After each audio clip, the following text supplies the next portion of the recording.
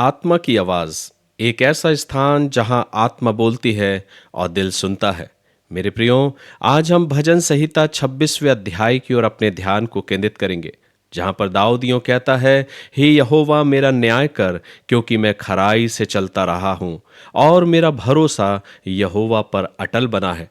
हे यहोवा, मुझको जांच और परख, मेरे मन और हृदय को परख, क्योंकि तेरी करुणा तो मेरी आंखों के सामने है और मैं तेरे सत्य मार्ग पर चलता रहा हूं। मेरे प्रियो, इससे पहले कि हम इस वचन की ओर अपने ध्यान को केंद्रित करें, एक छोटी सी कहानी के द्वारा आज इस वचन का मनन हम मिलकर करेंगे। मेरे प्रियो, एक बार की बात है, एक राजा अपने राज्य के लिए एक नया मंत्री चुनना चाहता था। उसने दो युवकों को बुलाया और कहा, कल सुबह मेरे महल में आना, मैं तुम्हें परखूंगा। अगले दिन दोनों युवक राजा के सम्मुख आए। राजा ने दोनों को एक एक प्याले में दूध दिया और कहा, इस प्याले को दरवाजे से लेके बगीचे तक लेकर जाओ, पर सावधान रहना, दूध की एक भी बूंद इस कप में से गिरने ना पाए, और अगर दूध की एक भी बूंद इस प्याले में से बाहर गिरी तो तुम अयोग्य घोषित किए जाओगे, अयोग्य माने जाओगे। पहला युवक डरते हुए चला और उसकी नजर बस प्याले पर थी कि किसी भी रीति से उसके प्याले में से दूध ना छलकने पाए। वह किसी से नहीं बोला और किसी और नहीं देखा, वरन दूसरा युवक चलते चलते लोगों से बातें करता रहा और दूध छलकता गया। राजा ने पहले युवक से कहा, तू योग्य है, क्योंकि तूने अपने कार्य पर ध्यान रखा। दूसरे ने इधर उधर देखा और वह अयोग्य गिना गया। मेरे प्रियो, यही तो इस भजन 26वें अध्याय का मुख्य पद है, जिसमें दाऊद कहता है, हे यहोवा मेरा न्याय कर, क्योंकि मैं खराई से चलता रहा हूं और मेरा भरोसा यहोवा पर अटल है। दाऊद बड़े विश्वास योग्यता के साथ कहता है, हे यहोवा मुझको जांच और परख, मेरे मन और हृदय को परख। मेरे प्रियो, जीवन में जब हम और आप यूं ही आगे बढ़ते हैं, तो मुझे और आपको भी उस नौजवान के समान, जिसको राजा ने कहा था कि तेरे कप से दूध ना छलकने पाए, क्योंकि वो अपने राज्य के लिए एक योग्य मंत्री को चुनना चाह रहा था। मेरे प्रियो, प्रभु ने मुझे और आपको भी चुना है, इसलिए वो मुझे और आपको योग्य बनाना चाहता है। और योग्य हम और आप तब बनते हैं जब हम खराई के साथ चलते हैं। दाऊद बड़े विश्वास योग्यता के साथ प्रभु के सम्मुख खड़े होके उसके न्याय की प्रतीक्षा करता है और न्याय के लिए कहता है कि मैं खराई से चलता रहा हूं, मेरा भरोसा यहोवा पर अटल है। हे यहोवा मुझको जांच और परख। मेरे प्रियो, दाऊद अपने आप को प्रभु के सम्मुख एक सच्चे विश्वास योग्य दास के समान रखता है। वो परमेश्वर के उस न्याय से नहीं डर रहा है, लेकिन अपने जीवन को प्रभु के सम्मुख रखते हुए इस बात को कहता है कि देख, मैं तेरे सम्मुख सत्यता के साथ चलता आया हूं, तू मेरे मन को जांच, मेरे हृदय को परख, क्योंकि तेरी करुणा तो मेरी आंखों के सामने है और मैं तेरे सत्य मार्ग पर चलता रहा हूं।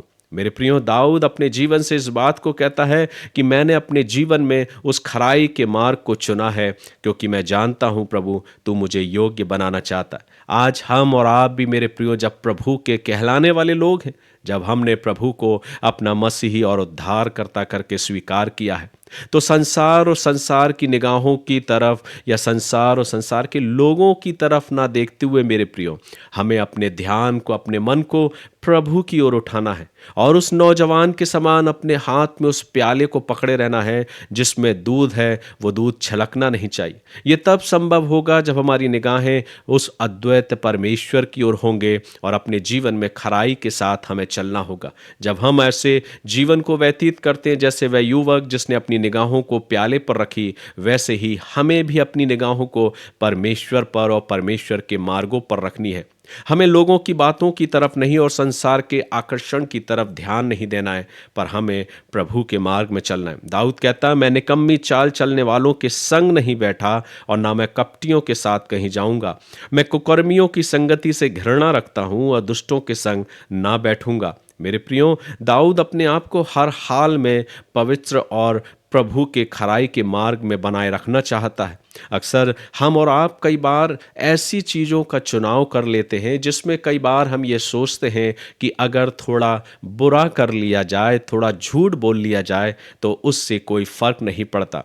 लेकिन दाऊद इस वचन के द्वारा ये सिखाना चाहता है कि अगर हम और आप ऐसे जीवनों की संगति की चाह रखते हैं या हम प्रभु के उस खराई के मार्ग में नहीं चलते, तो यकीनन मानो प्रभु मेरा और आपका न्याय अवश्य करेगा। ये वचन मुझे और आपको एक आत्मिक संदेश देता है कि परमेश्वर नहीं चाहता कि हम और आप एक दिखावे की जिंदगी को व्यतीत करें। मेरे प्रियो, बेशक आज दुनिया में चारों तरफ हमें एक दिखावा ही दिखावा नजर आता है।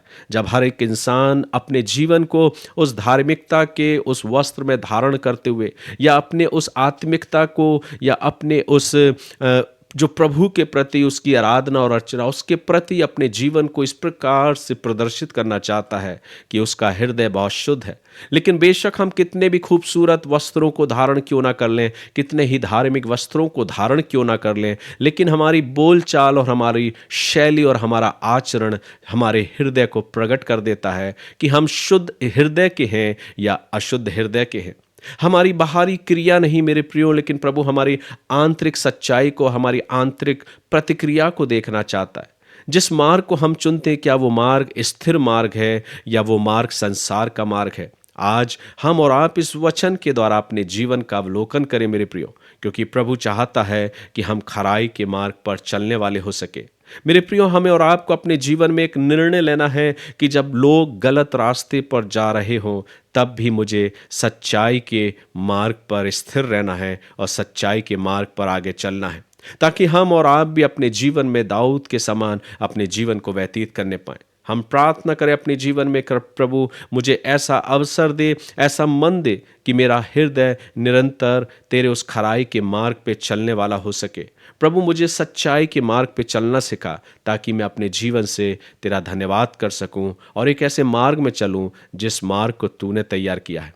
मेरे प्रियो, प्रभु इस वचन के द्वारा आप सभी को आशीष दे और ऐसा अवसर दे कि हम और आप मिलकर प्रभु के वचन की रोशनी में यूं ही आगे बढ़ते जाएं और प्रभु की आशीष को पाने पाएं। मेरे प्रियो, आइए हम अपने सिरों को झुकाएं, प्रार्थना करें और प्रभु का धन्यवाद दें आज के इस खूबसूरत और आशीषित पल के लिए। प्यारे प्रभु, हम धन्यवाद देते हैं कि आपने हमें हर प्रकार की भली वस्तुओं से और अपने हर एक उत्तम आशीषों से नवाजा है। प्रभु, प्रार्थना करते हैं आज के इस नए दिन में होकर जो जीवन आपने हमको दिया है, प्रभु होने दे कि आपका अनुग्रह और आपकी आशीष हमारे साथ हो और हमारे मनों को ऐसा तैयार करे प्रभु कि हम तेरे खराई के मार्ग पर और उस सत्यता के मार्ग पे चलने पाए। हम सिर्फ बाहरी आवरण को नहीं प्रभु, पर हम अपने आंतरिक आवरण को तेरे वचन के अनुसार तैयार करने पाए। हम सिर्फ बाहरी दिखावे को नहीं कि हम कितने शुद्ध हैं, लेकिन हमारे आंतरिक हृदय प्रभु जी उस शुद्धता को व्यक्त करने पाए। इस आशा और विश्वास के साथ प्रभु कि आपका पवित्र आत्मा निरंतर हमारी अगुवाई करता है, हम भी पवित्र आत्मा की आवाज़ को सुनते हुए अपने जीवन को जीने पाएं। आज इस वचन के द्वारा जिन्होंने बड़ी गहराई के साथ और पिता परमेश्वर बड़े समर्पण रीति से इस वचन को सुना है, हर एक सुनने वालों को अपनी आशीष प्रदान कर, क्योंकि ये प्रार्थना प्रभु यीशु ख्रीस्त के नाम से को मांगते हैं, आमीन। गॉड ब्लेस यू मेरे प्रियो। प्रभु आप सभी को बहुत आयत की आशीष दे, आमीन।